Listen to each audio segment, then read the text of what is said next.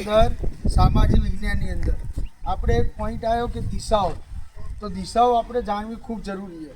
અને આપણે પહેલાં તમને પ્રશ્નો પૂછ્યા તો દિશાઓમાં તમારી બહુ તકલીફ હતી. તો દિશાઓ અને ખૂણાઓ આપણે આજે મેદાની પ્રવૃત્તિ દ્વારા જોઈ લઈએ. તો જુઓ, આપણને દરેકને ખ્યાલ હોય કે સૂર્ય કઈ દિશા મૂકે? પૂર્વ દિશા. કઈ દિશા મૂકે? પૂર્વ દિશા. તો સૂર્ય ઉગે એ પૂર્વ દિશા કહેવાય, એ આપણને ખ્યાલ હશે. તો આ બાજુ સૂર્ય ઉગે, જુઓ સવારે ઉઠો ને એટલે તમારે આ દિશામાં સૂર્ય ઉગ્યો હોય, અને સૂર્ય જે દિશામાં ઉગે એ બાજુ મોઢું કરીને ઊભું રહેવાનું. શું કરીને ઊભું રહેવાનું? મોઢું કરીને ઊભું રહેવાનું. એટલે આપણા મોઢાની સામેની બાજુ કઈ દિશા આવી? પૂર્વ. અને આપણા મોઢાની પાછલા ભાગે, એટલે પાછલા ભાગે કઈ દિશા થઈ? પશ્ચિમ. આ બે દિશા આપણને ખ્યાલ આવી જાય. એટલે પછી આપણે સૂર્યની તરફ મોઢું રાખી એ હાથ લોબા કરીને ઊભું રહેવાનું. શું કરીને ઊભું રહેવાનું?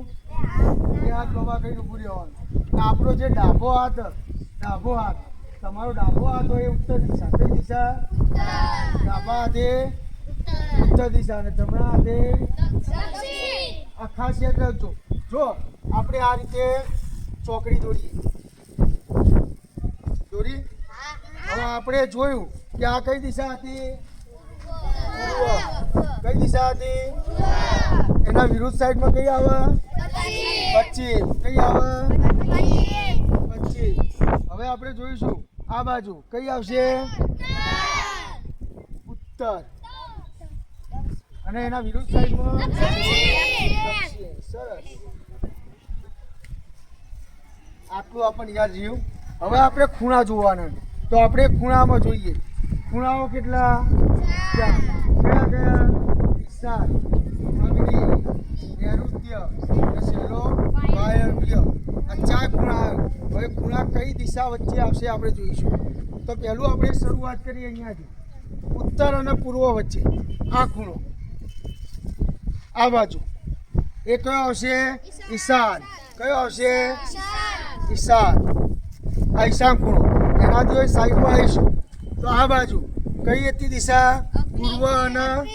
પૂર્વ અને દક્ષિણ. પૂર્વ અને દક્ષિણ વચ્ચે કઈ ખૂણો આવશે? અગ્નિ. કયો ખૂણો આવશે? અગ્નિ. એનાથી હવે તો પાછળ આવીશું તો આપણી દિશા આવી પશ્ચિમ અને દક્ષિણ. પશ્ચિમ અને દક્ષિણ વચ્ચે નૈઋત્ય. કયો ખૂણો આવ્યો? નૈઋત્ય ખૂણો. હવે એનાથી એક છેલ્લો વધ્યો, કયો આવ્યો?